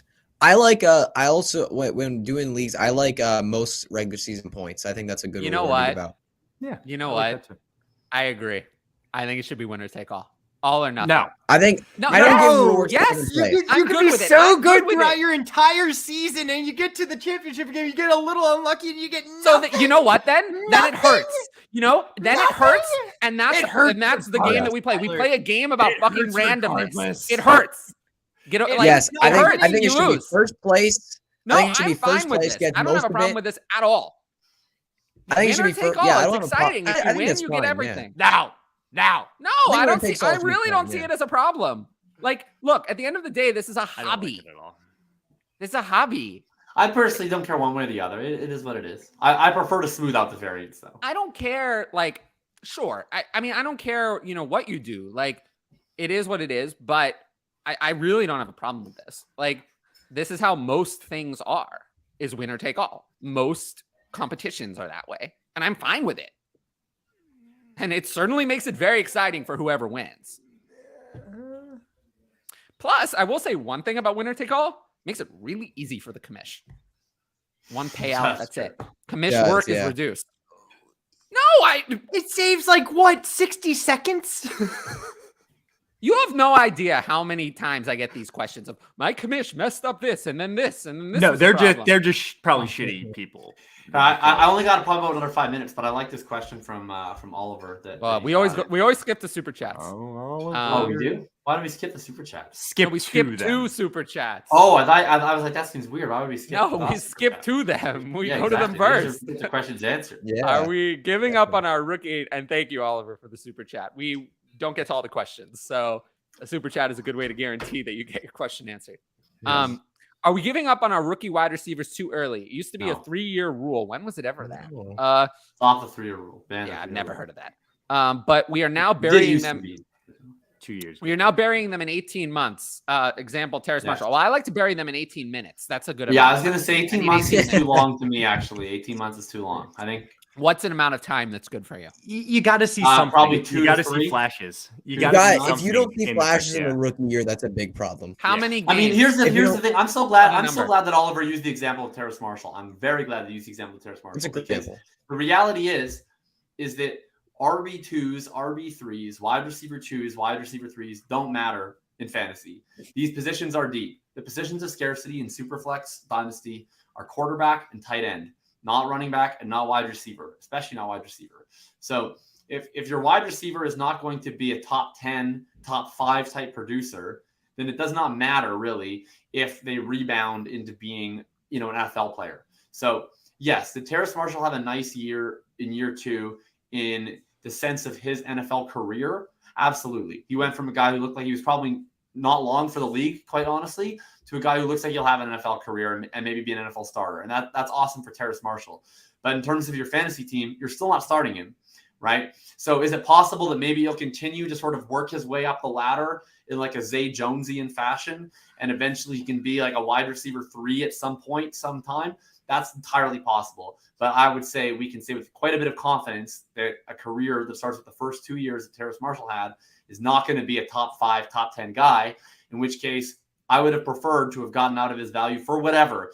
I would, if I had Terrace Marshall on my roster right now, I would still happily trade him for a middle of a 3rd round pick and take a shot on any rookie who may or may not matter. Or more importantly, rookie value curves, they go all over the place, right? Like, we know how reactionary fantasy managers are. You draft a rookie, they don't even need to be good. They just need to be worth more than that 3rd at any moment in time over the course of their rookie year, and you need to be able to trade them. They go up and down, up and down, and up and down. Terrace Marshall as a 3rd-year wide receiver is not going to have that type of situation where it's like, oh my God, he had 5 catches today. Everybody's trading early seconds for him. That's not going to happen. But that could happen with Joe Rookie. I love it. That was great. I love it. This is why you're one of the best. What was that? You remember you Zay Jonesian type of way? Zay Jonesian fashion. Fashion. That was lovely. You really are one of the best, though. Like, if people don't know, because I don't know. I mean, I don't know what the overlap is between the audience of this show and yours, but I have no idea. But I think Zay Jones was a 2nd round pick too, if I remember. It is very 2nd round pick. Yeah. It is very important to follow Jacob on Twitter, and then you'll see. I assume if you follow on Twitter, you'll see all of your content. Oh, of course, it's there. Yes, but I think it's very important because he's definitely one of the brightest minds I know. So yeah, again, one of the few people who actually changes this very thick skull of mine on anything. So I do appreciate it. The whatever you want to call that. Sharing your knowledge. Yes. I appreciate you guys having me on. See, Josh, this is why I love you. Look, I can add something too around here. You got the vocabulary rolling. You're good, Josh. You always have the right thing to say at the right time. The ad is my name. Someone asked for my ad. My ad is my name. It is Jacob Sanderson. Oh, I should. No, I'm not going to do that. I like Tyler FF Creator. Great segue. I was actually listening to this podcast earlier today. Yeah, JWB Fantasy Football. You can search that on your favorite podcatcher. I would highly recommend it. I actually really like it. I like that phrase, podcatcher. Yeah, they're great. Yeah. I listen to them from time to time. They're good. Yeah. Good stuff. But it's funny that that's kind of a coincidence. Built on Allen, Saquon, AJ Brown, Mark Andrews. That's pretty good. I don't know what the rest of your team looks like, but those are some good pieces, And you're in the championship, so congrats. And just to address the last part of the question, generally, you can do it, and sometimes you do it, sometimes you don't. I mean, I had one team where I won it. I won in the startup year. It was 2020. I had Tom Brady, Dalvin Cook, a lot of these, Alvin Kamara, and then I tore that team apart. I had Odell Beckham, Mike Evans, a lot of players like that. I tore that team apart, and now it's still been a little bit rough, but I had a lot of really young players, 623 firsts, a lot of good things coming up. But I don't think that team would have. It was right on the edge. Like I drafted in the startup year, drafted all the old players. Not my usual strategy. This was in 2020, before I did the strategy I do now. But I drafted all the old players and just kind of squeaked that title by. And then I knew this team is too weak. Like it's not going to do this again. Everything is not going to go my way a second time. So I was like, all right, let's blow up the team and you got to be honest with yourself. I mean, here's the one thing I would say about blowing up the team. This might be the last take I'm able to have because then I got to run. I got another show in 5 minutes. But something I would say is that, look, first of all, it really comes down to value, right? When you're looking at, am I going to blow up your team? I think it's a matter of, are you within the top half or close to it of your league in value? But the big thing I would say is there's really not a rush to blow up your team. I think a lot of teams do what you're just mentioning, which is right after the end of the regular season, they say, okay, that's going to be my rebuild year. Personally, that's not the way I would look at it. I think that you're better off holding a lot of vets into the season, because what happens is in the off season, people don't want veterans. People want rookie picks. People want the young, sexy guys that just had a good season. They want to take shots on young guys they think are breakout candidates. Right? You're going to see guys dip in value. Then you come back to the season again, and these veterans are scoring points. All of a sudden, they're going to have a little bit more value early in the season, or even before the season starts. Even in August, when your league mates are doing redrafts and they're taking, whatever veteran you have in the first round or the second round, and all of a sudden you have a little bit more implied value. And the other thing too is you don't really know what's going to happen to the value of your team, right? Let's say that you sold your first round pick, but you have a second round pick, and you drafted, you draft someone in the late second who you're probably not expecting much from, but it turns out they have a massive start to the year. And all of a sudden that's an every week starter for you, or you're able to sell them for something and create profit elsewhere. You don't know. So I just wouldn't block your way out of it, because there's always going to be ways for you to get in. And, if you're able to get into the playoffs, then you always have a chance. I mean, I had probably my best team was like 300 points for clear of second place. Lost in the semifinals this week to a team starting Richie James and Mitchell Wilcox. Like, you do not know what's going to happen once you get into the playoffs. So personally, I wouldn't take on the rebuild until you absolutely have to. And I think a lot of people look at it and it's like, oh, I have to get this rookie class, so I have to cash out now. I wouldn't always look at it that way. I think you could always trade for later rookie picks, and then you can retrade those rookie picks later when you want to compete. It can be, you get to manage things on your own timeline. I'm still happy that I'm going to be picking at 105 in 4 months for the pick that I traded traded OBJ away for. Oh, nice. So wow. I will say was very happy with for some reason, the veterans were able to be moved at very high prices compared to what I thought they should have been worth. So that's why I did it. If I hadn't been able to do that, I wouldn't have done that. And then also I was able to get my own first. That's the first thing I did was get my 22 first back. And then I was able to trade the 22 first back before the draft for Trevor Lawrence Plus, which has worked out very well. So I'm in a good position. I actually didn't make the playoffs this year. I was 8-6, had a good amount of points, but it just didn't go my way. But I, it's a good shape. I have those 623 firsts of Trevor Lawrence and Justin Herbert and Lamar, Nice. AJ Brown, and then a lot of other young players and a bunch of other picks. So it's going pretty well. Very happy with my team. So it worked out in a way that made me happy. Love that. We like when you're happy, Tyler. Yeah. I mean, when I'm not happy, it's like a tornado is unleashed. Jacob, Yeah. I mean, I miss you, man. Absolutely. Missed you guys too. Have a good one. I mean, I'm always around. I'm not going anywhere. On Twitter at Jacob Sanderson. So yeah, absolutely. Have a fun off season. Good luck in your finals. Thank you. Yeah, I may need it. All right. And people are catching later. I'll be on our YouTube channel, Full Tilt Dynasty Podcast. We'll be live in just a sec. So You got to get me. I will come on as a guest at some point. Absolutely. Just let me know. All right. Yeah, Jacob. Sweet. Peace. Yeah. Peace. I meant at some point in general. Not today. Right. I want to be on right now. Yeah, but yes, at some point. All right. So we will go for a little bit longer. Not too much longer. Let's rapid fire. How about that? Yeah, I'll go rapid fire. When I say rapid fire, I just mean try our best to go quickly, I guess. But yeah, I'll go rapid fire. All right. I wish I had a rapid fire drop. All right. Gave the 101 for AJ Brown, Pittman, and his 111 or 112. I love it. It's good enough. It's not the extreme overpay I would look for, but it's fine. It's a fine return. I love it. This is not. Yeah, it's fine. Like I said, it's fine. Well, I mean, mostly yes, but you still get a bell cow every once in a while. I have AJ Brown, CeeDee Lamb, Peoples-Jones, Kirk, Godwin, and Judy. Who do I move for draft capital? It really depends on your league and who you can move for a good price. Everyone says, well, who should you move? That depends on who your league mates value at a higher value than consensus. So, just generally, of all these people, I mean, Donovan Peoples-Jones is someone I just don't want. So feel free to move him. I'm not interested in him. I also think, do you think Christian Kirk could get more competition this offseation? I do. You think that's but it depends on what you can get. I mean, if he's already being valued that way, then I don't want to move him. We talked about Cook already enough. Family Guy. Oh, apparently it's Family Guy reference. Any word on Jamal Williams this week? Not yet. I think it's still up in the air as for whether he's going to play or not. Even if he doesn't play, though, it gives me the possibility of starting DeAndre Swift. It's a possibility. I would consider it. If Jamal Williams plays, I'm not playing DeAndre Swift at all. If Jamal Williams does not play, I would consider it. But just consider. I mean, right now I have Jamal Williams as playing, and I have DeAndre Swift at running back 31. So that's fair. Totally that's off very my radar. fair. Yeah. Oh, I think it's fair. But if Jamal Williams does not play, then DeAndre Swift would probably be, it still wouldn't be top 24, but he would be around 25 or 26. But over Debo and Hollywood.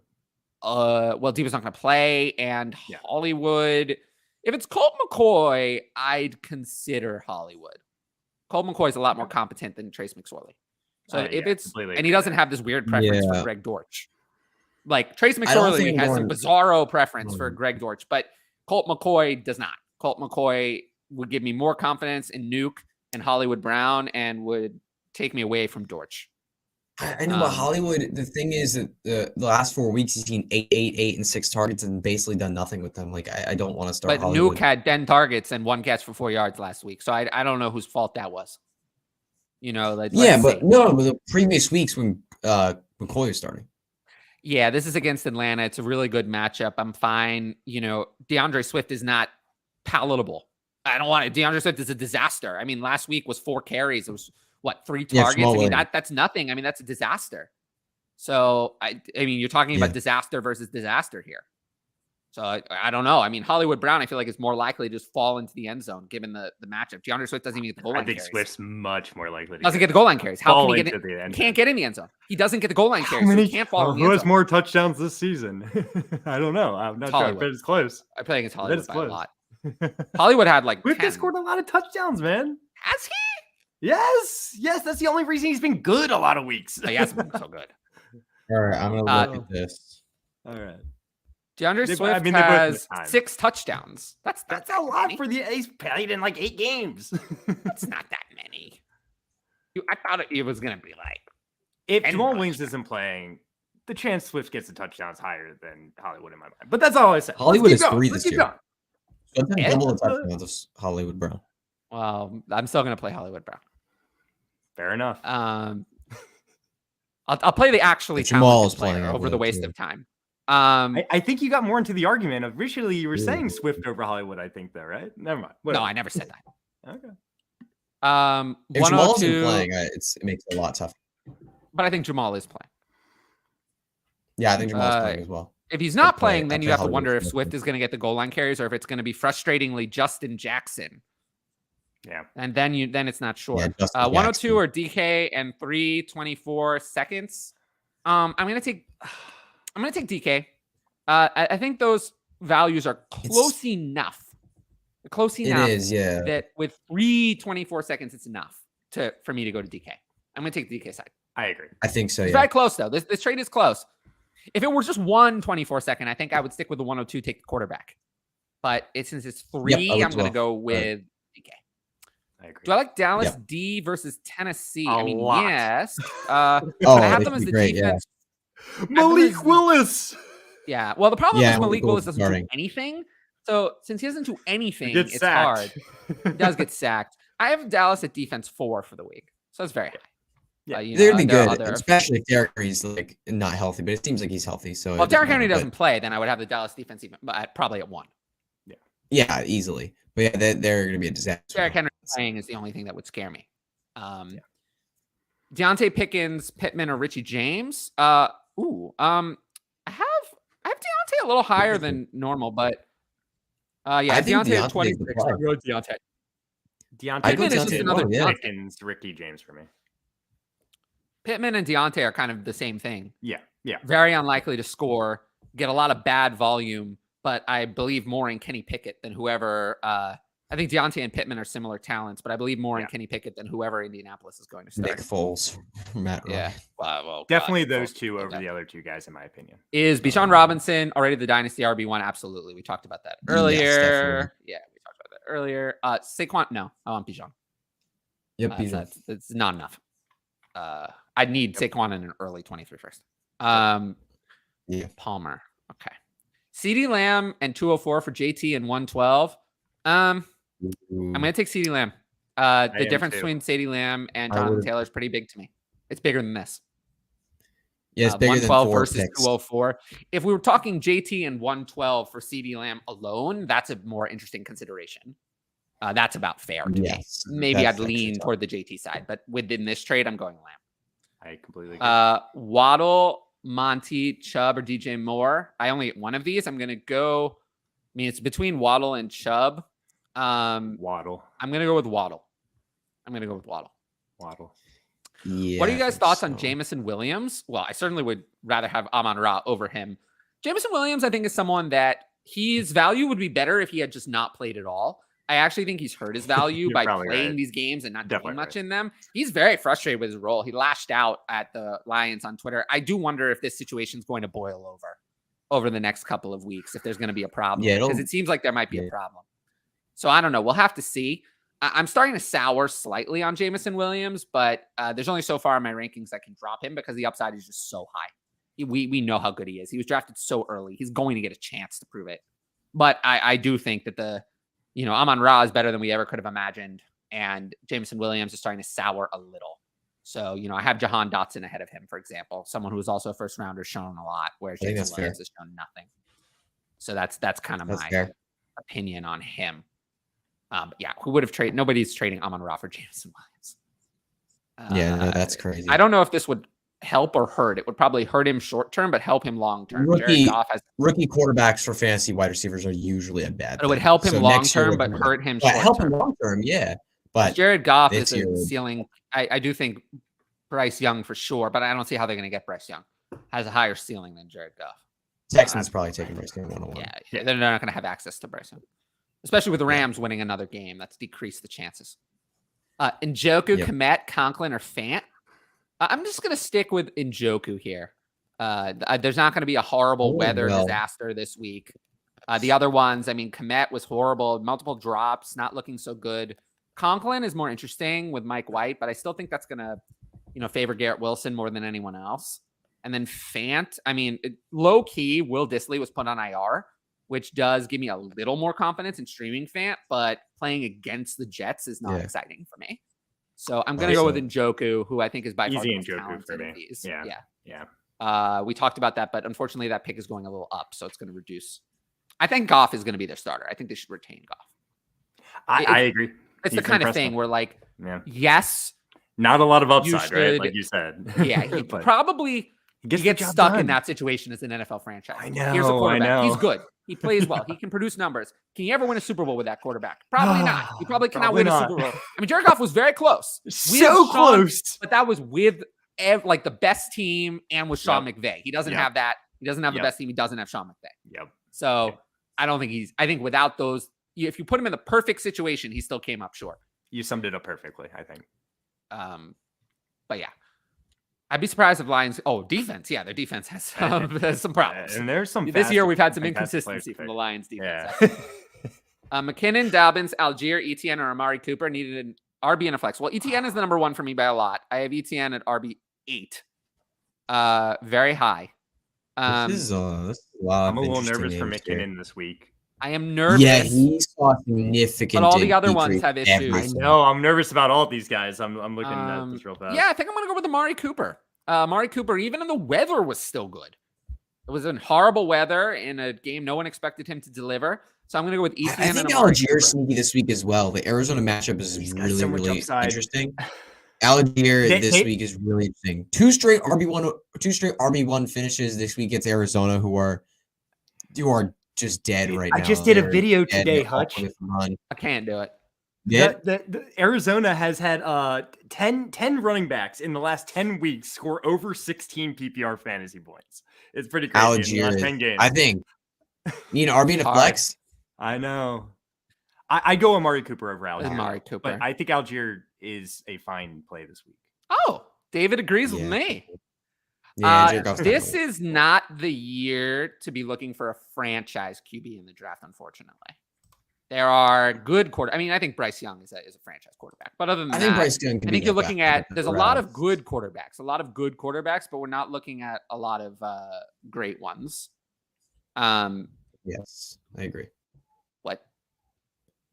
You're going to improve on Dak? He was the overall quarterback one this week. He just scored 40 points. I don't understand this one. I think Tua couldn't think. I do really think Tua doesn't actually do a lot of thinking in that offense. I think he just plays where the scheme tells him to play. I really do. You can look at it. If you actually look at what he's doing, a lot of these interceptions are just thrown to where the play was supposed to go, even if there's no receiver there. So I do think it is a problem and something they got to work on in the offseason, because these Mike McDaniel scheme plays are working really well, but teams are going to adjust to that. This is the NFL. This is $1 billion business. Teams are going to come up with a way to stop those plays. And then you're going to have to come up with something on the fly.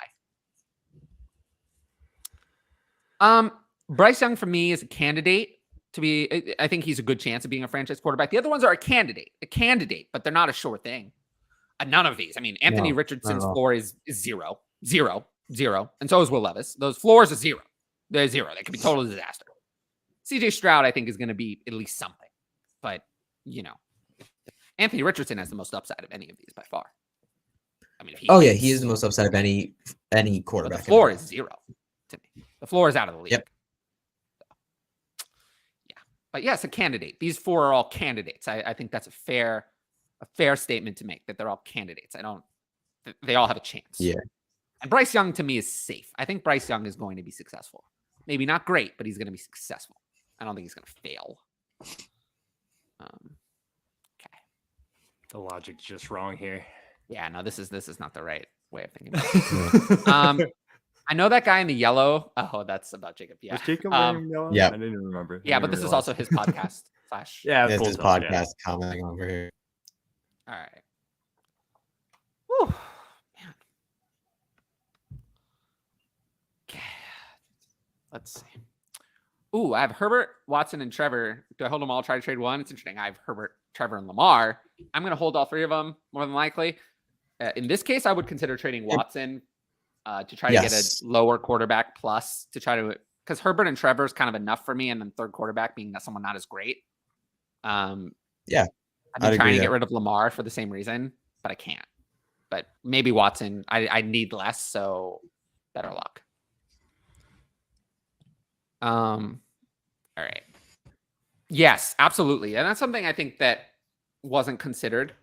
Backup running backs are very important because you know when to start them. It's easy. There are injuries, and then you know. Samaje Perine, you knew exactly when to start him. You didn't have to guess. It was easy. The weeks Mixon didn't play, you started him. It was easy. So I always like to have all those backup running backs on the back of my roster. There are some situations though where you don't know exactly who the backup is. You gotta make sure then you I don't actually want those. Yeah, you don't want those guys. You gotta make sure, those. don't take a shot at any random backup running back. Like we don't know. I don't want Naeem Hines. I don't want. Yes, Naeem Hines. no, you don't want him. Like you want guys that like you want guys like Madison, Alexander Madison. You want guys like he's not really considered backup at this point, but like I mean, AJ Dillon's not really a backup. But if Aaron Jones goes down, like massive. I don't like to spend too much on them. You know,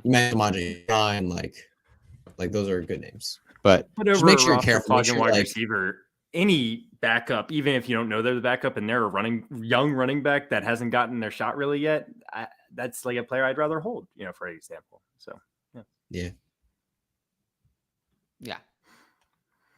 I mean, we'll have to see, right? I mean, he could. Yeah. I'm high on him this week. I mean, I want at least Trevor Lawrence if I'm trading away the 101. Yeah. Let's see. Yeah, that's kind of like, yeah, if you somehow survived Devontae Adams, if you picked Devontae Adams and somehow survived last week, maybe he'll win you a league this week. Devontae Adams for Fields, that's not crazy. That's great. Good job. Yeah, great job. Well, in a one quarterback league, not so great. Well, all right. 102, 103, 104 are Chase. Oh, I mean, I love Jamar Chase, but I think this is excessive. That's the package. This is excessive in Superflex. Like, I get it. Yeah. This is excessive. Maybe Patrick Mahomes and Josh Allen are worth this. Maybe. 3 early firsts is a ton. Yeah. Right, no one's worth 3 first, but 3 early first in this draft. Yeah. All right, guys. I'm sorry. I gotta jump out while you guys wrapping up the show. I gotta go. Sorry. But thank you so much for having me on, and I guess we'll see you guys in a few weeks. Yep. See you, Hodge. You're the man, bro. Bye, guys. No, number 2. I have a 2-person background. Do you? Look, this looks there. It is. Yeah, this is the one Cal and I used to use. I like it. Well, I agree that Rashad Bateman is good, but he's not playing. So he's better than Willie Snead. We're talking about who they have now. Sammy Watkins. We did this already. Great crew. Give them a like. Yeah, give us a like. Thanks for being a member. Daniel Jones is a bridge quarterback. I kind of agree with that. Sell Daniel Jones Hodge. Okay, yeah, no, we're not doing these take who you like. We are gonna take. I'm always gonna say draft for value. When I have rookie rankings, I'll quote you from the rookie rankings, but I don't have them yet. I will by the time this show comes back. Don't. So Daniel Jones Hodge.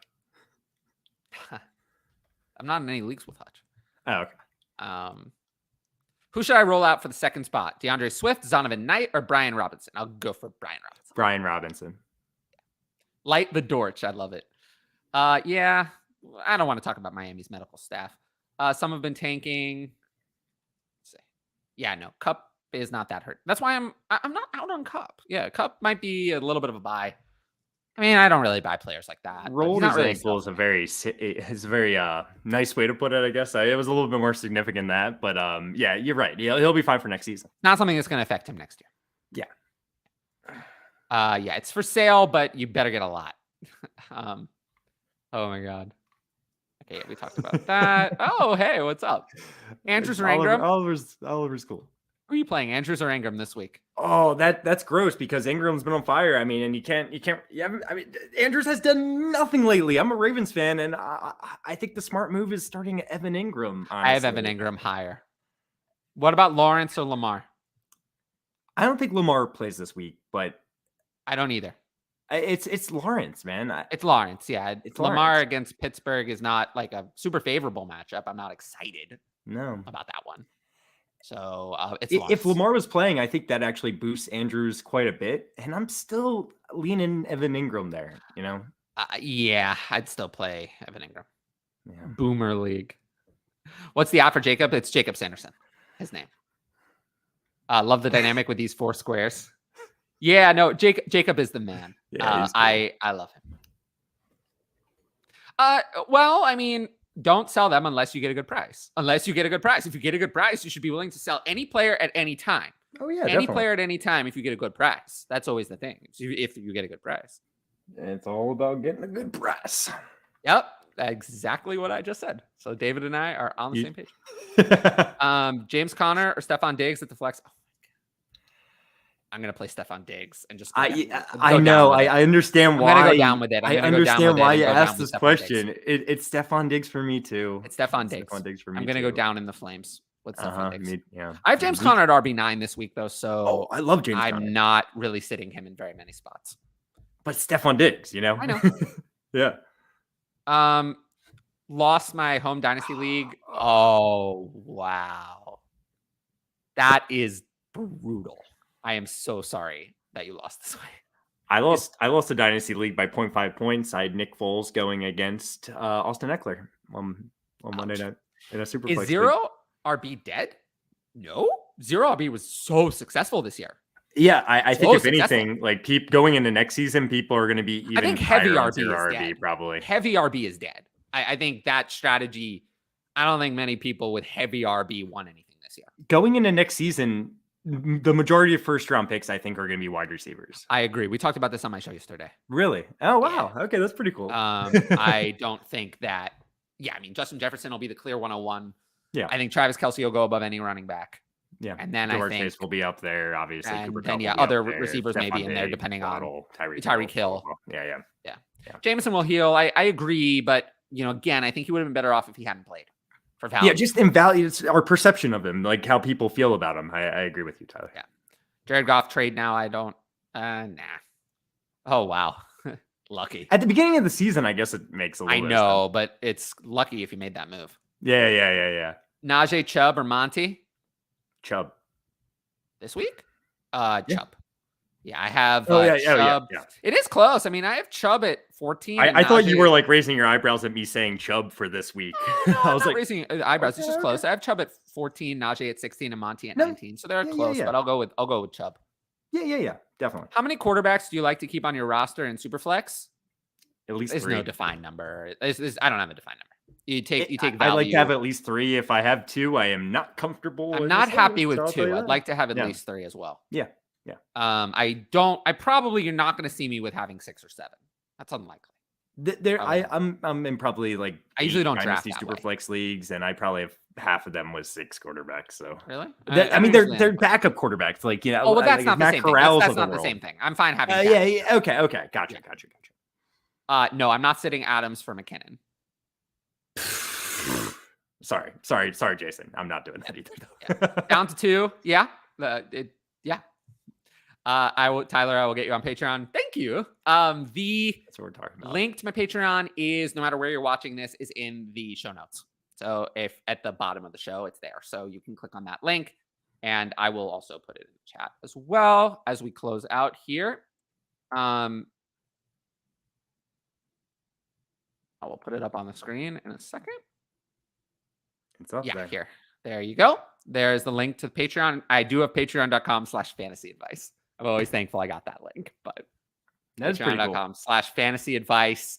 You can go on there. I will be transitioning. I'll have obviously week 17. We'll have this one last week of start sit in season content, to give everyone advice in championship week. And then I'll be transitioning to the off season, focusing on dynasty startups. I'll be getting my rookie value chart out there, pit for picks, and then the rookie rankings. And then we'll keep, focusing on dynasty startups to open out the off season. You got anything else to say? No, been having a lot of fun streaming with you, Tyler. I hope we can do it a bunch going forward still. And I love you guys. I love all you guys. Yeah, I hope so. Deep dive. I don't know. I hope so too. Like I said, this show will be coming back at some point. Not sure exactly what time we're going to record or, what the format of the show is going to be. I tossed around a few ideas. Seemed like some people like that. But yeah, we'll be back at some point. And yeah, I will see you guys every Monday. I'll be here next Monday on my own channel, 2 p.m. Eastern, to kind of close out the season on my show on my YouTube channel, which is this one. Not the link, but the Tyler the Fantasy Creator YouTube. You can search that. And then I'll also probably be taking a break from that show for a couple of weeks as well, just to kind of reset. But that show will continue without me. So there'll be every Monday, 2 p.m. Eastern. You can check that out on my YouTube channel. And then, of course, always the Patreon and Twitter at Tyler FF Creator. But yeah, until I see you again, it's been a great season. I appreciate all the support from the audience, and I'll see you all later. Peace.